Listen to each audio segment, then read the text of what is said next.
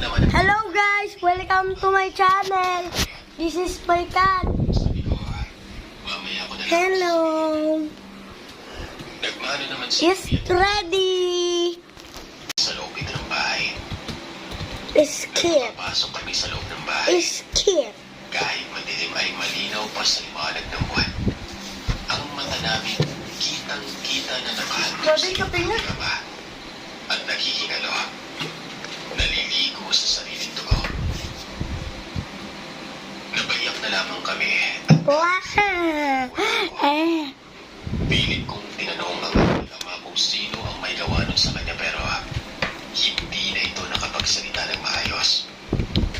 Tanging iyak lang ang nagagawa namin habang pinagmamasdan ng aking ama na unti-unting nawawala ng buhay.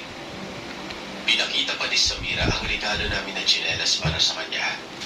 Pero tanging pagtango at pag-iling na lamang ang nagagawa niya. Hanggang sa nagawa nitong iangat ang kamay, pinamoy sa akin.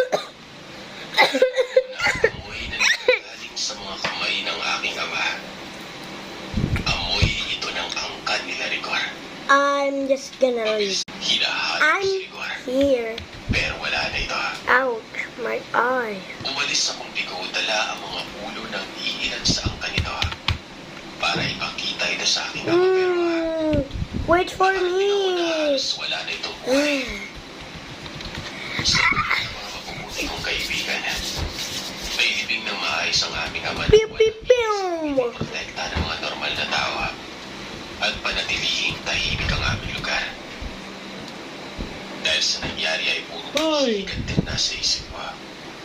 Pero nanatili ang mga kaibigan ko para damayan kami hanggang sinabihan ako ng mga ito na pagpatuloy ang aking pag-aaral at makatapos naman.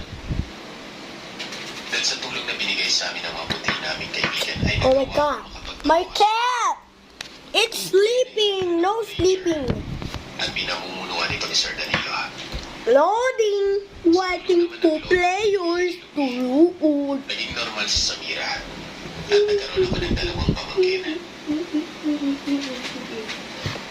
Sa mga panahon na ito, hindi pa rin tapos ang paghihiganti ko sa angkan nila Rigor. Patuloy ko pa din itong hinahanap habang nagbabantay ng kalikasan at kagubatan. Bye guys. Nagawa namin hanapan ng makakain. Bye. Mismo ang nagpaparami at Welcome. Get inside your new house and explore. Let's go. Bye guys. Bye.